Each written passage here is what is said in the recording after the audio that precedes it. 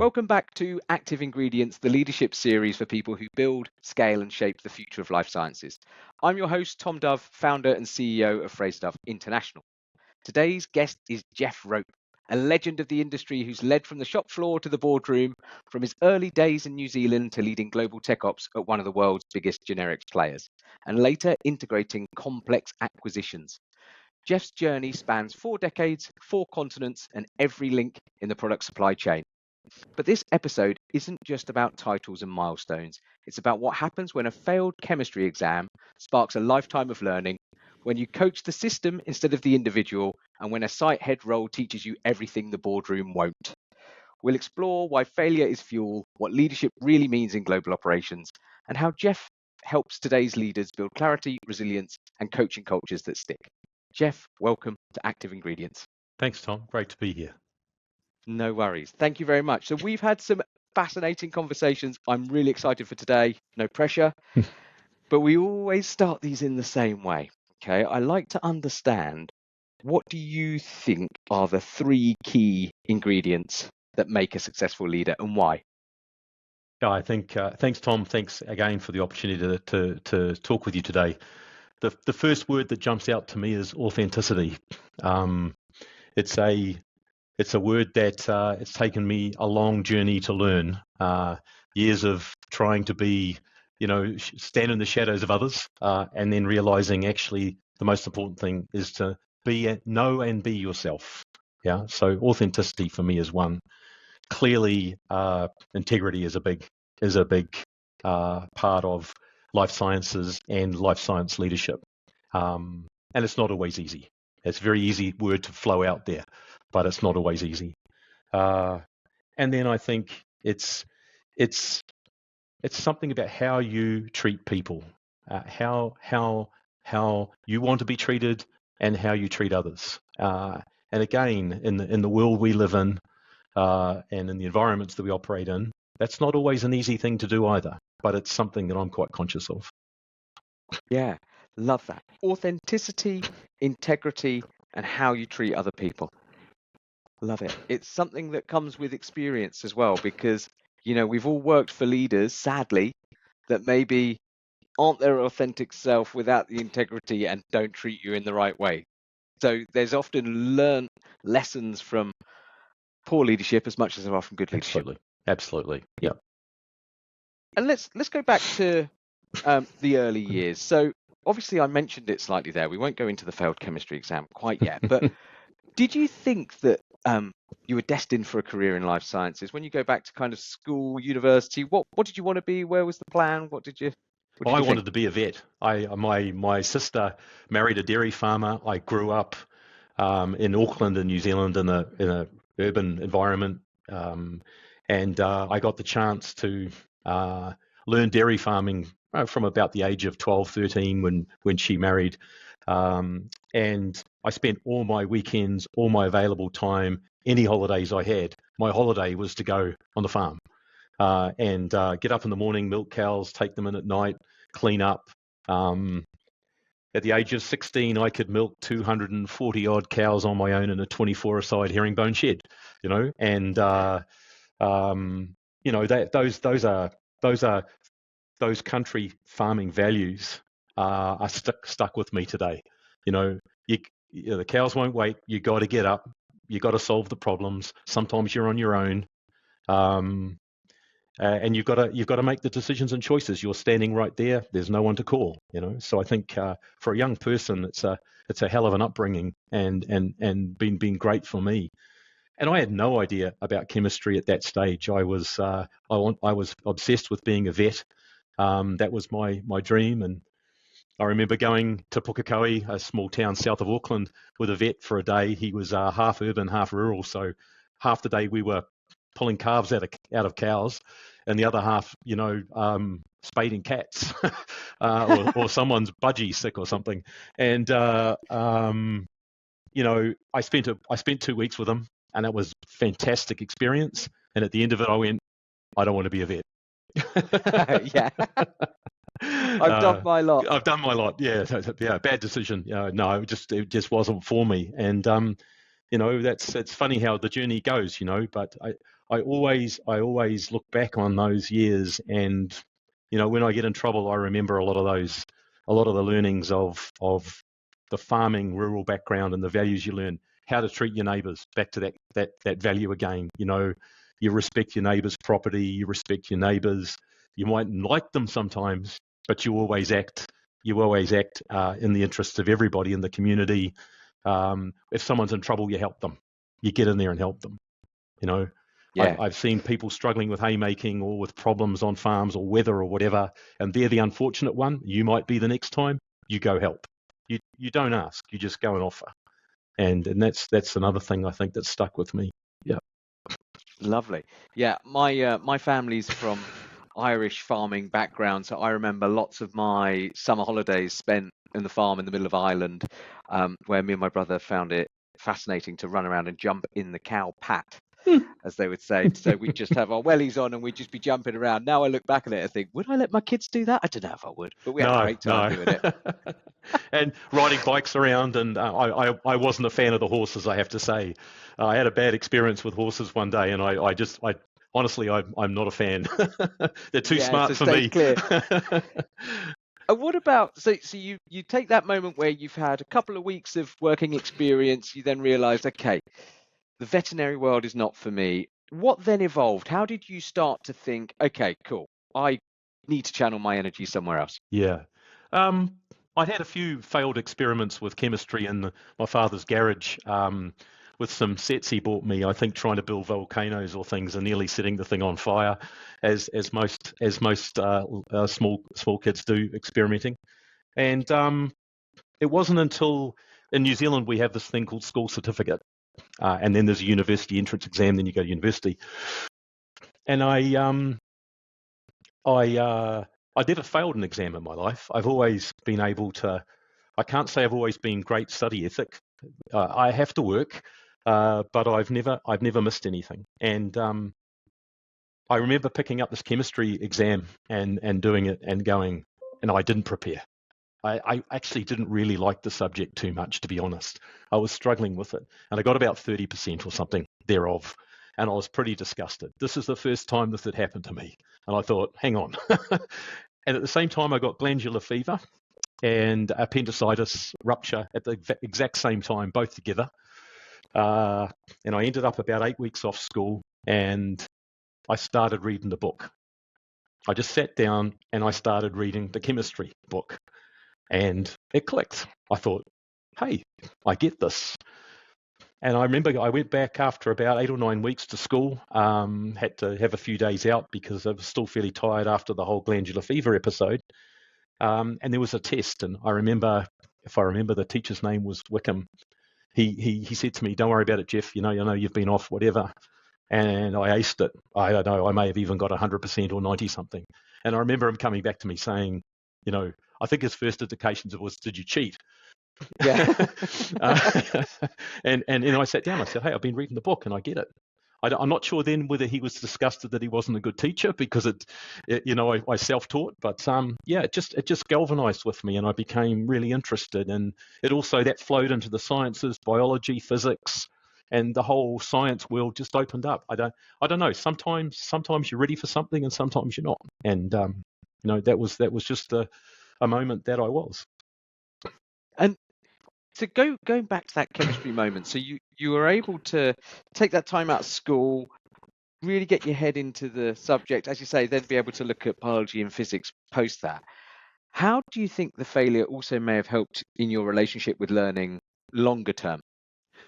Yeah, I'm a late adult learner in a lot of ways. I did a what's called a New Zealand certificate in chemistry, became an analytical chemist. Never did a degree actually in the pure sense as a BSc.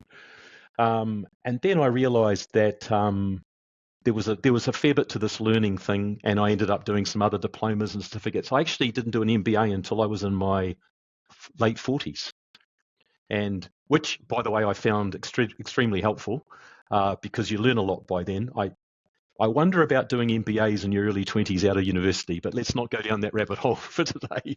But I am a late learner, and I know I have to apply myself. I've become a pilot. I've flown planes. I have a command instrument rating. I've taken on a lot of things that have interested me, music, a few other things.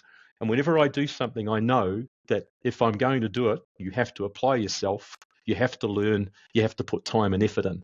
It's not enough to think things come naturally to you. And sometimes they do more than other times, but you have to work at it. And I think it comes from, that experience, that I wouldn't have had that experience and the world opened up for me had I not picked up that book and put the effort in. Yeah. Yeah. Yeah, put the effort in. Also, it seems as though you've got a fair bit of curiosity behind some of this as well. So being able to take on different challenges, but give it your all and really work hard to get to the end result. Yeah. Yeah. There's a big dose of curiosity there, which Yeah, I can love be it. distracting, by the way. Yeah. Yeah, do you know what? It's one of those, it's something that actually I've picked up in all of the episodes that I've recorded so far on active ingredients, is that curiosity, asking questions, and actually really listening to the answers is a very key point for a lot of the people that have been on on this podcast as one of the guests. Yeah. How hands-on do you think your curiosity has been for when you're doing your coaching now, or when you've been doing your coaching as a leader? Does that curiosity also bode well for being a good coach? Yeah, it's a bit of a double-edged sword, Tom, in my opinion. It's at times it's a real gift, when you're listening with intent and you're listening to the language and you're looking at the behavior of the person in front of you, their body language, face, everything. You know, there's more to coaching than hearing. It's listening and seeing, and it takes a lot of concentration. And that curiosity really helps to kind of, I'd use the word paraphrase, to help paraphrase what you're hearing so that you can act like a mirror and feed that back to the person who's speaking. And that takes quite a bit of effort. The flip side of that is curiosity and helpfulness, go back to the farming days, can be a problem. It's probably one of the biggest challenges I have as an authentic Jeff is I have an overdose of helpfulness and an overdose of curiosity, and sometimes that can do the opposite. Sometimes I want to intervene. I want to help. You're in trouble in your farm. I want to come help you. And I can see something or I have some insight and I can get quite animated and quite willing to, and the problem with that is you can take away someone's ability to learn. Sometimes they're struggling and they really need it, and sometimes you can take away their ability to learn. So it's trying to get this balance right all the time, and it's not easy, and you do get it wrong. And so there's another thing called forgiveness. Guess what? We're not perfect. If you can get it 7 out of 10 or 8 out of 10 right, you're doing really well. Yeah, I love the way that you've pulled this together, because if some people have a negative lens on this, it's almost like, you're trying to fix too much, or diving in to solve the problem rather than getting the coaching element of it. But if you reframe it as curiosity and helpfulness, I think it's such a nice way to bring this to life. Yeah. In my younger days as a leader in feedback sessions, I'd get, Jeff, I never really understood this, but they used to say to me, it's like holding onto Superman's coat and hanging in there to keep up with you and go for the ride. You're off. I'm going to grab you. And I was quite offended by that when I first heard it. But then over time, you grow up, you listen, you get more aware, and then you realize what they're trying to say is, hey, sometime, don't forget we're here. It's not your problem to solve sometimes. What you got to do is get behind us, not in front. And it's just trying to get that right. And it's, as I said, you're never going to get it perfect. Yeah, I mean, thank you very much. I am already learning a lot for my own self. I would say that curious, definitely. Problem solving, absolutely. Have I reframed it all the time as helpfulness? I don't know if that is the same thing. So that's definitely something I can learn and implement from this. So thank you. So let's talk about, so you've given me some really good insights here, from the examination into curiosity, coaching, all that kind of stuff. Let's go into the professional life quickly. Mm-hmm. When did you first feel like a leader? Yeah, it's I think if I kind of reflect back, I wouldn't have ever labeled myself with that word. You know, I saw it more as a behaviour than as a title, and I saw it more as something obvious to do more than being allowed to do. So I never looked at it as, oh, I'm a leader now, I need to lead, or I can't lead because I'm not the supervisor or the manager or whatever. I just always saw it as an obvious thing to do. If there was something to be done, if there was something that needed to be resolved, moved, discussed, I did it. And so for me, it's always been a behavior. And I think we'll come back to this, I'm sure, but what's fascinating in the entire circle of life is I've come back to that position. That it is a behavior more so than a title or a position or something you're anointed to do. You're a leader now. Help. I think, so for me, it was always a behavior, and I was lucky, I think, in life that's the attitude I took to it.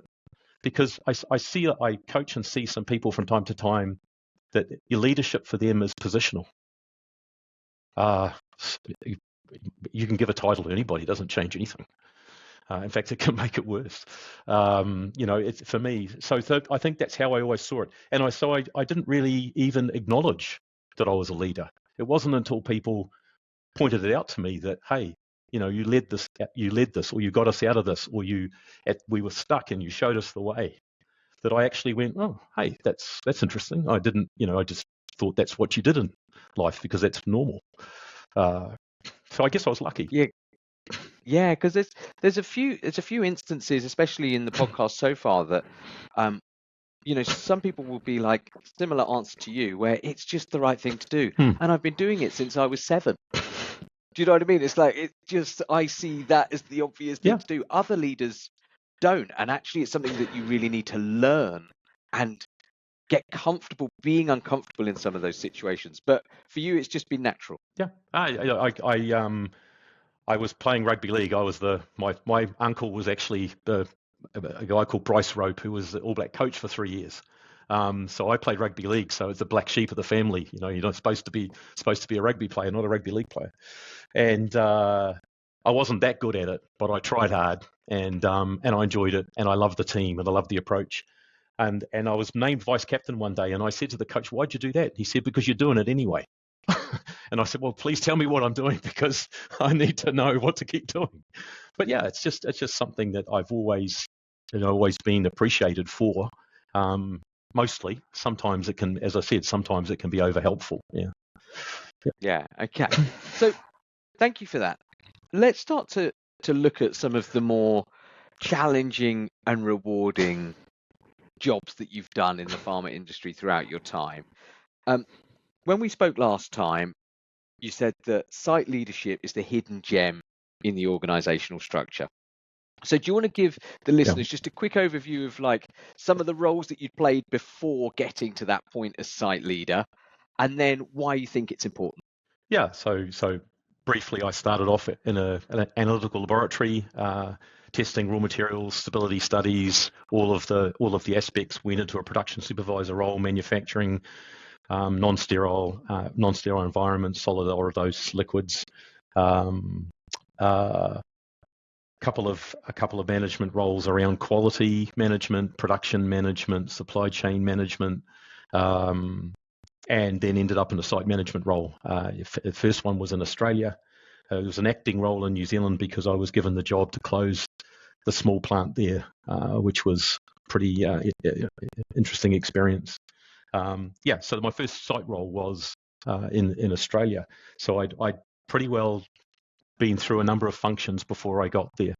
And I led sites for about 12 years in Australia and in Ireland. And then became a multi-site leader, and then an enterprise COO or head of tech ops type roles. Yeah, so that was kind of my journey, and I think the middle job is the site manager job, the site head, the site leader, and it's the best job I've ever had. I really enjoy the job I do now. I have a great team and that we've put together, and I really enjoy working with them. And I think, we mostly get on. Sometimes we have our opinions, but that's cool, usually with good reason. But the site manager job was always the best job I ever had. And I'm going to describe it in a fairly negative way. The one we discussed is, take two funnels. I'm a chemist. Take two funnels at the pointy end and put them together. And the site manager sits right in the joint between the two funnels.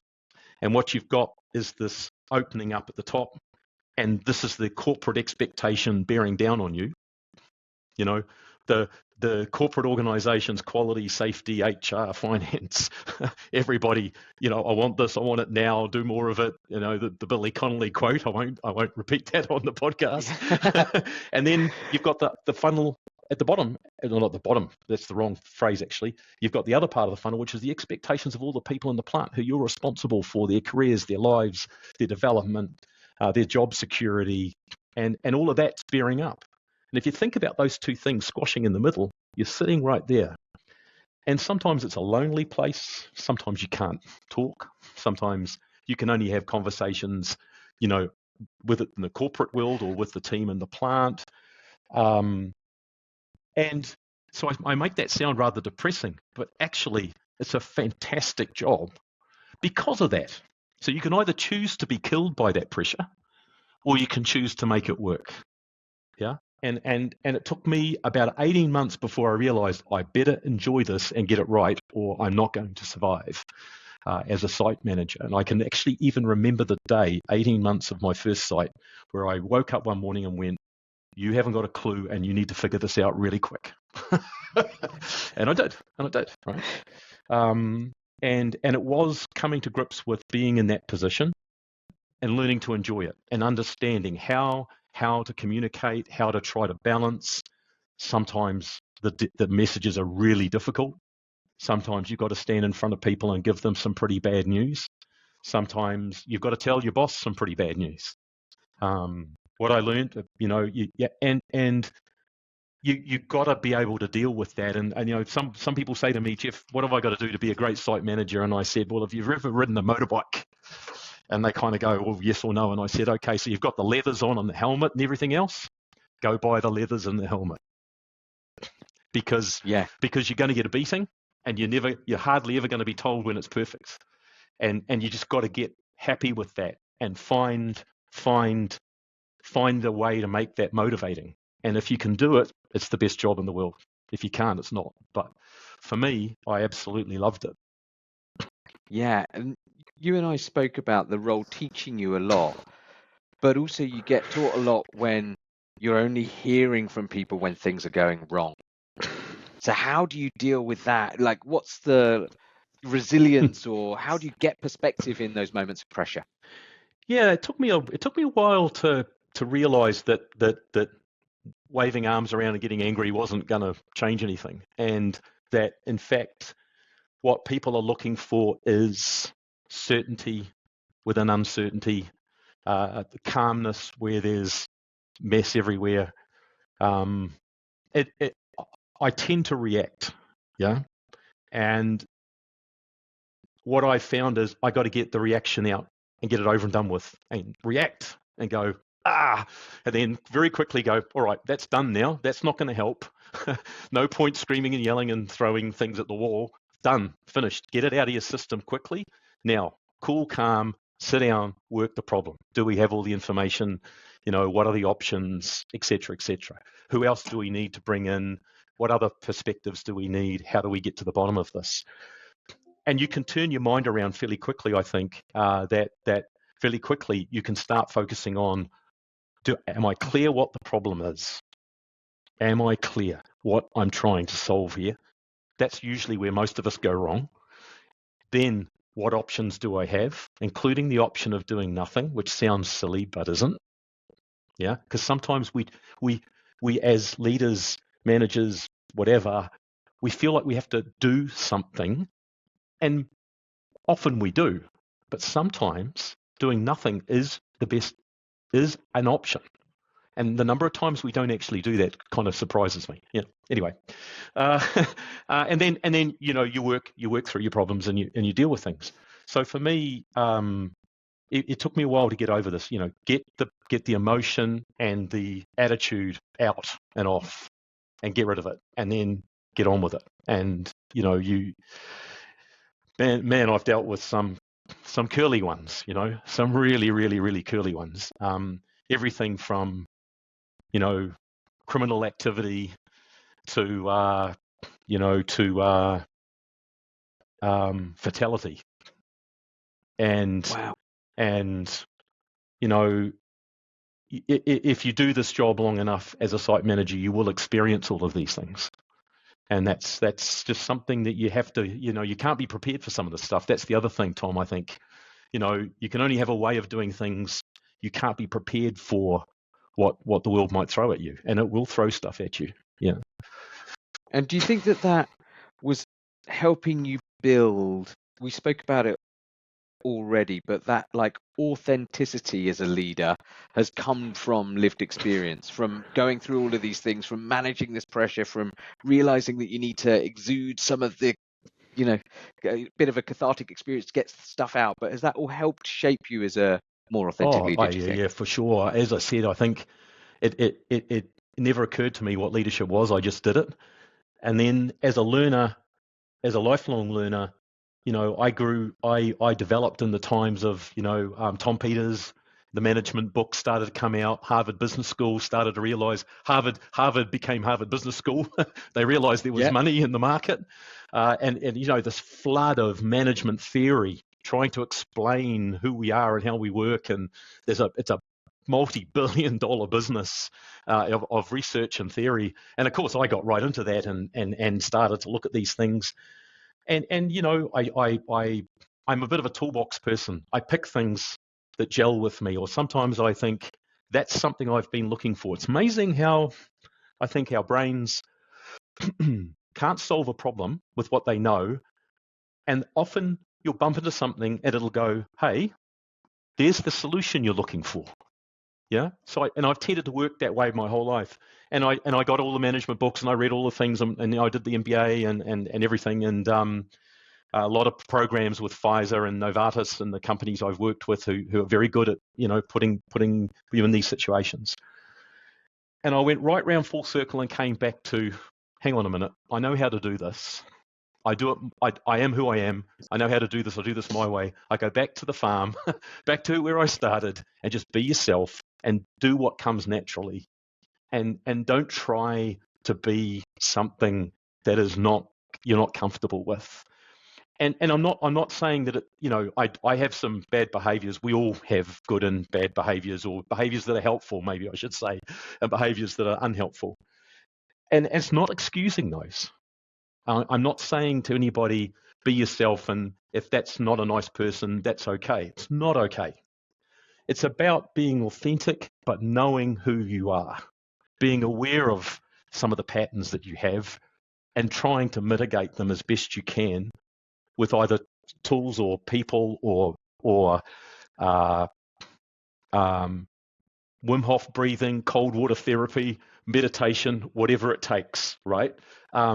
Find the thing that works for you, but don't try to. I've done a lot with this coaching, and I'm not sure we change. I spend a lot of time with HR. People have said, Jeff, you need to change. And how many times I've been told that, I don't know. And I don't know if we do. I don't know if we really change. I don't think we become, a leopard one day and become a cat the next. I don't think so. I think we become self-aware if we're lucky. I think we get really good at it if we're lucky. And I think we're able to figure out then what we do to manage that if we're lucky. But it doesn't come naturally. And I think that's kind of where I come in this cycle, Tom, back to just doing what I do that I know how to do.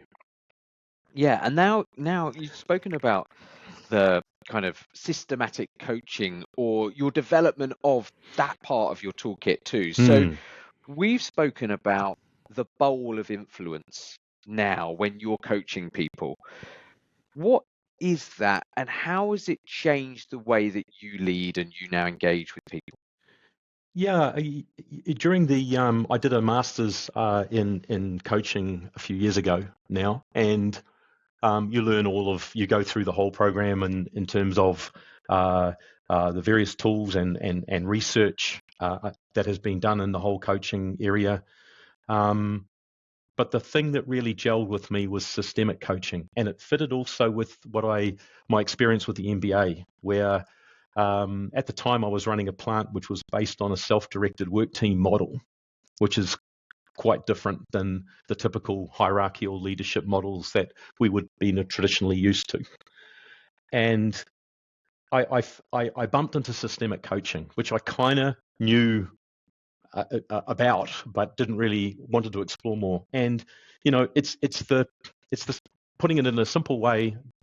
It's the idea that if you're sitting in front of somebody and you're listening to them and you're trying to understand what it is they're aspiring to do, or what it is they're trying to achieve, or something that they're trying to deal with, you're not looking at a one dimension here. You're not looking at a person sitting on a stool discussing their business problems.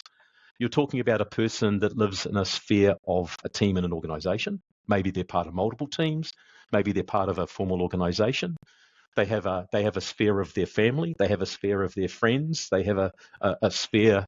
I'll use the word sphere just to keep it simple. But they have a group of, maybe they go swimming with their friends on Sunday morning every week. Maybe they ride motorbikes. Maybe they do something, and all of these things overlap. And what's fascinating about the systemic view of the world is, and it's just happened. You gave me some feedback there that I said something about earlier, that you've triggered something and you went, oh, I have to think about that, about this helpfulness thing as part of that profile, right? So I've just changed your life without you even knowing it. Now imagine the Yeah, I love it. responsibility of that. I've put something in your head which you will think about, not intentionally, not with any malice, but the fact that we've had this interaction has impacted you in some way, and you will go and you will think about it, and maybe you'll change something as a result. And I just think that creates an enormous understanding of the responsibility we have, not only in coaching, but also as leaders. I mean, just think about that. Every interaction we have is an opportunity to develop someone. I mean, it's an intimidating thought. That's what I was going to say. And when did that kind of realization happen for you, where it was like, because you've led vast teams, Mm, sites, global, mm. like when did you realize, okay, I have that responsibility now, and how did you actually manage to keep it under control and to Yeah, use it best to influence more people? actually, it was it sort of came to me more formally that I could say it in that expression through a little bit of help talking to professor I work with, Connell Fanning in UCC, who's retired now, and who was an enormous mentor for me. And Connell would have a little bit to say, but what he said you listen to.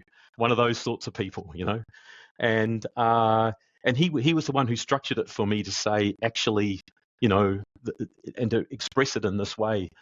Then I became quite, like anything you do when you find it new, you're consciously incompetent, and I tried to find a way to actually manage it, and then I realized you can't. It's just mind blowing. And Yep. you cannot understand the intention of your conversation you might have on another person because you're not them. You don't have the same vision of the world or the same values as them or the same experience or whatever. So there's no way of knowing whether you're successful or unsuccessful in any intervention. So then you come back to authenticity again and integrity. Do things always with the best intention. Do things, try to treat people how you would want to be treated. If you have to give people bad news, frame it how you want to hear it, if it was given to you. And be yourself and be honest and tell it how it is. And sometimes, you can make these things more difficult for yourself by trying to engineer them. So it's from taking it from a structured thought process to an awareness thing. That just be aware that when you are interacting with people, you are going to have some sort of impact systemically, whether you understand it or not, which puts a responsibility on how you communicate, what you communicate, and that you do it with as much integrity as you can possibly muster. And I put it that way because it's not always easy to tell things how it is. It's not always easy to be honest, putting it blankly out there. There's times when it's tough, and you know that honesty might hurt someone, but you've got to try and make that judgment for yourself. Yeah.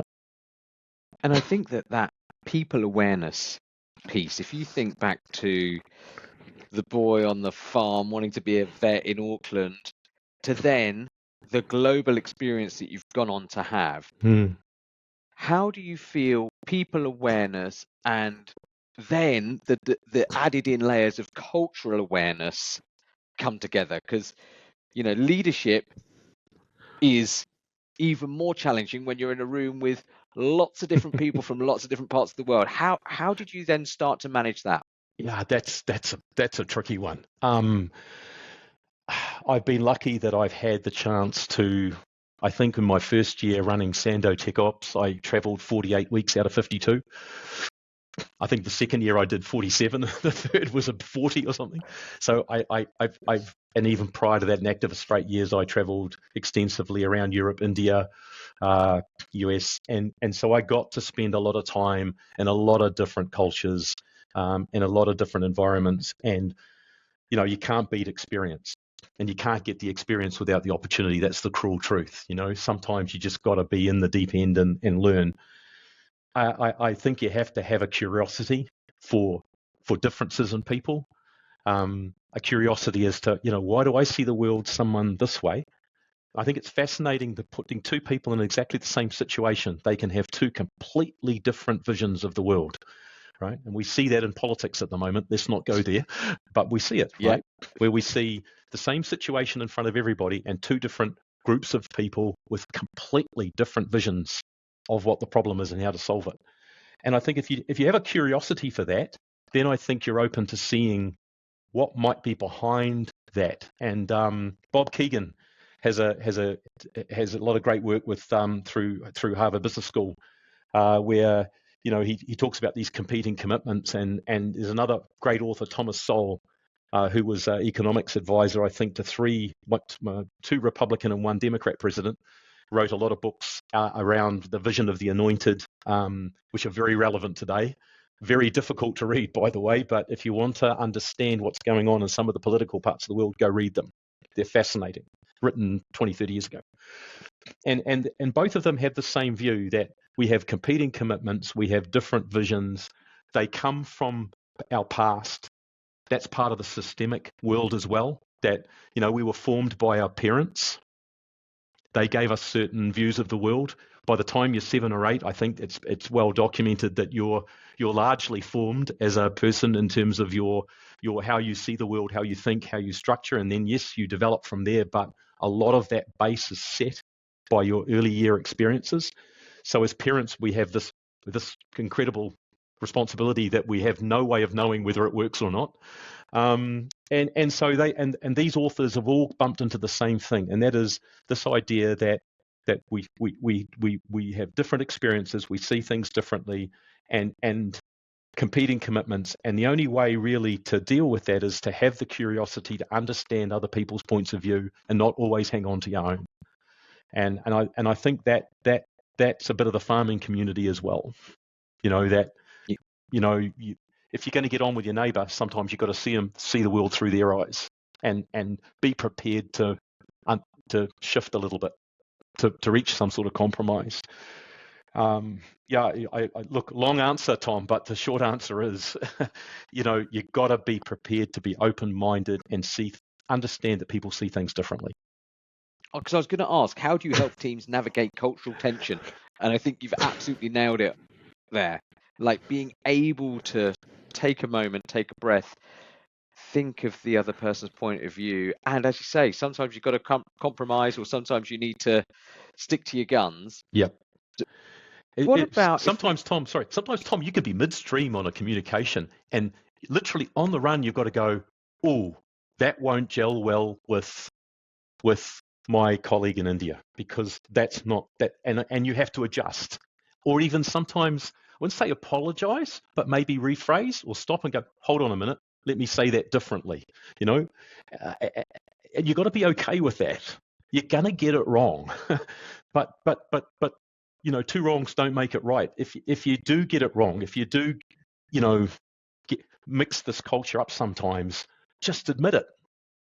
Just admit it. Just go, hey, hang on a minute. That probably wasn't the right thing to say in this group of people. Let me rephrase that. People are tremendously forgiving if you're straight and honest and authentic. Love it. So I was going to say, if we think back to that kind of first global role as a I don't know, global leader on the resume, we do have a lot of listeners that are in that zone at the moment that are kind of director grade, senior director, that are taking that next step up out of region into global. What advice would you give someone stepping into that first global leadership role? I'm actually going to give you the advice I wouldn't give them that was given to me first, and then we'll go to the answer. I worked with a gentleman once, and you know, I came into this plant all full of ideas and great enthusiasm, and started, you know, looking into lots of things I thought could be done better, and had great ambition. And he sat me down in his office one day and he said, be careful. Your ideas will run out. By the way, it's all been done before. I've tried it all before. And, you know, you're wasting your time. It won't work. Just follow what I've set up and you'll be fine. And anyway, people will get sick of your ideas after a while. And you know, so, and I remember coming out of that office going, what have I done? Why am I here? And then I ignored him and I went and did it anyway. So there's the first thing. You know, trust yourself. You've got to that role that you've got to for damn good reason. Very few people make it from the shop floor to senior roles. So if you're on that journey, you're on that journey because there's something about what you've done or accomplished to date that's working. So the first thing is understand what that is and do more of it. Yeah. And don't listen to those who will crush your dreams. And I'll say that interestingly because I never, ever once had the ambition to do this job. If you told me when I was 30 odd years old that I'd be running one of the biggest global manufacturing networks in the world, in Sando Tech Ops or Activists or Zentiva, or sitting on a board, or coaching people at the level I do, I would have said you're on Mars. In fact, you're beyond Mars. You know, I had no ambition to do that. I only had an ambition to do the job that was in front of me to the best of my ability, and to focus on it until I did it, until I could do it in my sleep, and drive improvement. And I always had a satisfaction with things being run better. I'm a bit of a perfectionist in that way. Doesn't mean I achieve perfection, but I hate things not working. You know. So for me, the best advice is trust yourself, understand what got you there, and keep doing it. Don't listen to people who tell you that you can't. And don't worry too much about ambition. Focus on the job you've got. There was a guy called Jerry Migliaccio who was the head of quality, head of operations, and head of quality in Pfizer. You know, these are people who've impacted my life as I've gone along.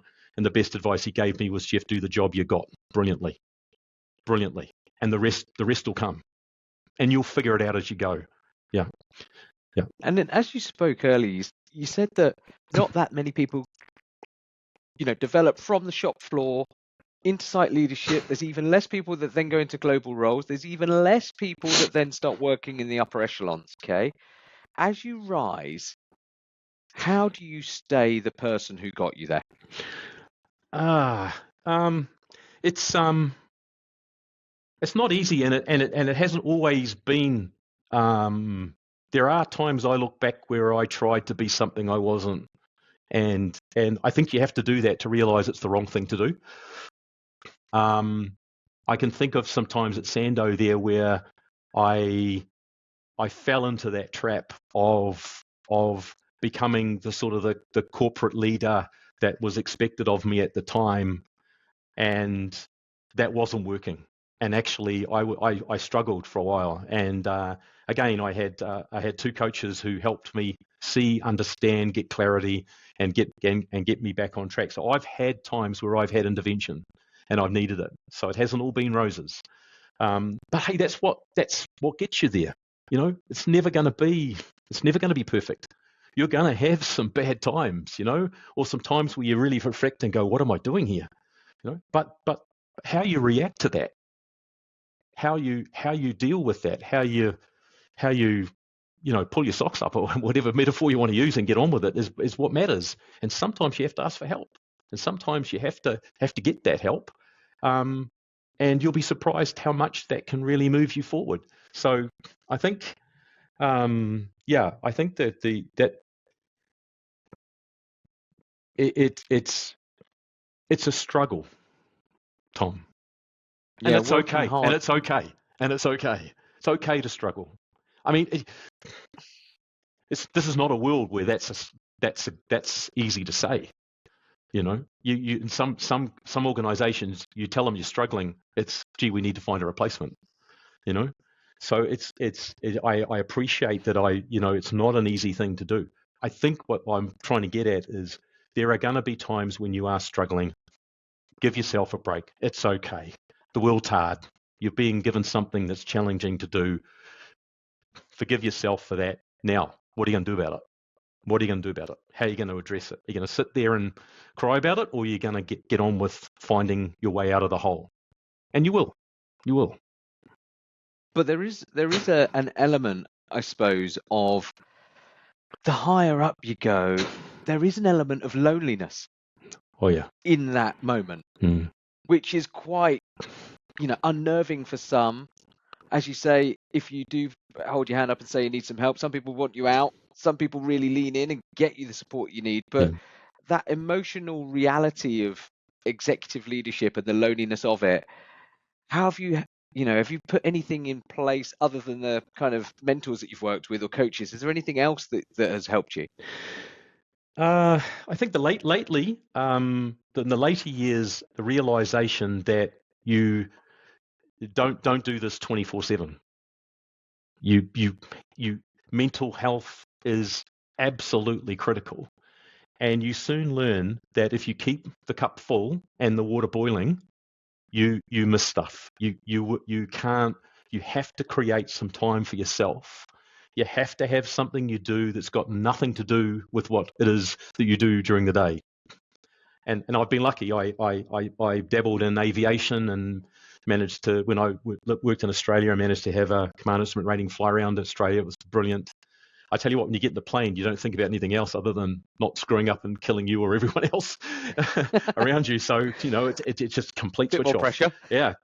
And I've had a number of things that I've done and got interested in running and fixing up old cars and landscaping, all sorts of things that I've had series. But I think it's really important that you try to create some space outside and give your brain a chance to just rest and reset. And if you are 24/7, something's seriously wrong in my opinion. Now, it took me a while to learn that. I worked 24/7 there for a few years, and probably an incorrect thing to say. Maybe you might dub this out, but one of my coaches said it's like cocaine for managers. We have to be busy 24/7 all the time. We're like machines, run. The bunny with the battery in, all the time. Rubbish, absolute rubbish, and it's destructive and inefficient. But you have to grow up, and sometimes it takes us a while to learn that. Yeah. But to be your authentic self, you need to be the whole version of yourself and not just the professional. So whatever it takes to get that balance right, we're not defined by what we do. But I agree with you. It's like finding those moments to clear your head, to get back to normal, be it paddle or running or whatever, flying around Australia, whatever it takes, you need to create those barriers. Yeah, I think I reflect on some of the one-to-ones I do, and the team are watching this. They may or may not disagree, but I sometimes I have a one-to-one with some of the team, and 15 minutes we'll be talking about nothing to do with work. it'll be somebody's had some medical injury, whatever. It might be they're talking about their car. We have a common interest in old cars or something, or it'll be what they did in the weekend, or went cold water swimming or something. And the art of just being friendship at work is a difficult concept. That's a whole other podcast discussion, I think. But there's no harm with being a human being. There's no harm with showing interest in other people and taking a moment to share your experiences on all sorts of things with them, and listening to what they're doing and showing an interest. I think that's also mental health for executives as well, that you can just take the time out. I appreciate the CEO of Zentiva, Stefan Soltov. I appreciate times we get on the phone and we may have some really difficult topics or important things we need to discuss, but we might talk about wine, or because we have a shared interest, or we might talk about all sorts of things for 10 minutes, just as two blokes having a chat. And it creates an environment then when we have the difficult conversations that we can put our points across and constructively discuss and listen to the differences, and it's you get somewhere. So I think these are important things, Tom. And the when you're a director and you're looking up, and if you have that sort of ambition, it's hard. You get an opportunity and you just want to take the most of it, but 24/7 is not the way to do that. Not healthy physically or mentally. That's the other thing. No. It can really get you down. Yeah. So I mean, absolutely fantastic. I've loved every element of those parts of the discussion. As I said, this is like firing my brain. I've got a couple of meetings that I've got to do later on today where I'm going to start to bring in some of this. I'm going to be like, not trying to emulate, absolutely not, but just taking things and adding to the toolkit. That's what we're doing, just collecting stuff as we go. Yep. So let's talk about the future. I always like to kind of discuss this part at the end of the podcast. Let's talk about the future of life sciences. What excites you most about where the industry is heading at the moment? There's a couple of interesting things I've been sort of deliberating on recently. I'm involved mainly in the generics world, and it's a fascinating time at the moment with the patent cliff that we face, particularly with novel compounds, biosimilars, harder to make technologies, medical devices is moving in a whole interesting whole direction given technology that we see. And we've seen this for so many years. This is not new. This is something that we've seen and been working on for some time. And yet the good old standard core generic model tips away every year. If you're good at it, you can make a good business out of it. Standard substitutable generics. And it fascinates me that, I can remember back 10 or 15 years ago, people making statements like, oh, the generics industry we know is going to be dead as we know, and everything else. And it's still going, and it still looks and smells and walks the same way. And I get fascinated by these kind of, big flip changes that we imagine. And yet the reality is, as human beings, we don't change things very easily. And medical change is even more tricky. And obviously we've got the GLP-1 generic coming straight at us, and that's an absolute challenge. And I think the whole where that goes in the world, a therapy, a medication that can take away your willingness to feel hungry, or take away your slow down your metabolism and take away your natural hunger. It's game changing. It's massive. It's not just about weight or diabetes. It's also mental health. A lot of people who struggle with weight, it's 90. There's a big percentage that's also a mental health problem. People don't feel good about themselves or whatever. So there's a lot changing in life sciences at the moment, both in terms of the complexity of the therapies that are being developed, the impact they have on people, the unintended consequences. I'm sure when Novo came along with this was really around diabetes. Could they have really seen where this has gone? You've now got much more competition. Just that whole area is going to change the way we live. Yeah, it's crazy. Yeah, and so I think it's a really interesting time at the moment. I think there's a lot of things that are perceptions that may not be the reality, and I think there's things we don't even understand yet. So I think it's evolving situation, and it's about how you keep yourself agile enough to be able to find your way as the market moves and changes. And I don't think it's certainly not played out yet. And I challenge anybody to actually predict the future here, because, as I said, the unintended consequences of some of these things are quite fascinating.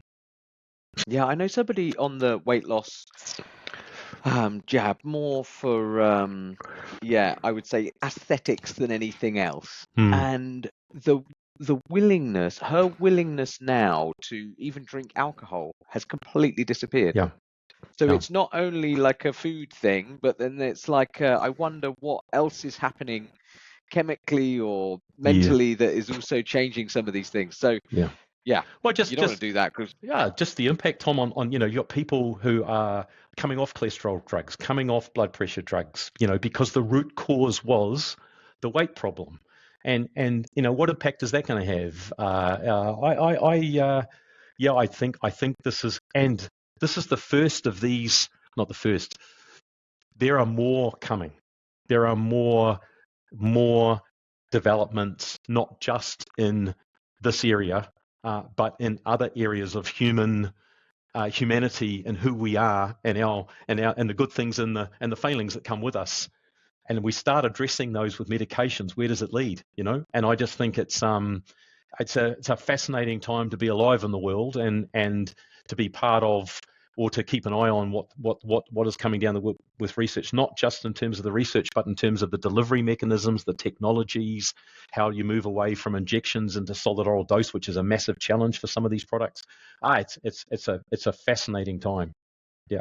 And what about the future? What about the future of leadership? How do you think that's going to bake into what's going on in the industry? I think because of the environment I just described, where I basically said I don't know, there's a lot of uncertainty and a lot of ambiguity, that drives leadership. You making choices now becomes really much more tricky, because if you get it wrong at the moment, the timeline to get it right is not easy. So it's you could easily procrastinate and do nothing for a while and say, we'll wait and see. And that could well turn out to be a brilliant move. Or you take a bet and then you find the regulatory change. There's a regulatory change at the moment where, phase 3 clinical trials being phased out for biosimilars. It's a bit more complex than that, but that's the simple version. Well, that turns everything into a generic. Now, if you've invested millions and millions and millions in these products, suddenly to realize that the game's changed and been made a little bit easier, you could be pretty frustrated. So there's this. It brings back this agility, leadership, clarity. Listening to people. I think it's also that it's going to be very, very hard to get the choice right. You're going to make mistakes, which means financially you need financial agility to be able to manage getting it wrong. And so it's a difficult time for CEOs. It really is. What bet do you take? How risky is it? How do you offset the risk? Can the core business cope with it? This is when I'm glad I didn't have an aspiration to be CEO. I can sit here and talk about it and provide advice, but I don't have to make the choice. But I don't envy CEOs in life sciences at the moment. I think it's probably one of the most challenging times, particularly if you're in the generic side of the business, because it's a bit of it's very hard to predict where things might work or not work, and yeah. I'll tell you what has worked though, Jeff. This conversation. You've given me so many good things to learn. I've normally squirreled down loads of notes here, so I've got 3 or 4 pages. It's been absolutely fantastic. I hope that you've enjoyed it. I think the listeners are going to get so much value from the conversation. Thank you very much. You're welcome, Tom. Thanks for taking the time. It's been fun taking a journey down memory lane with you. Yeah. Perfect. Cheers, Jeff. Cheers, mate. Bye.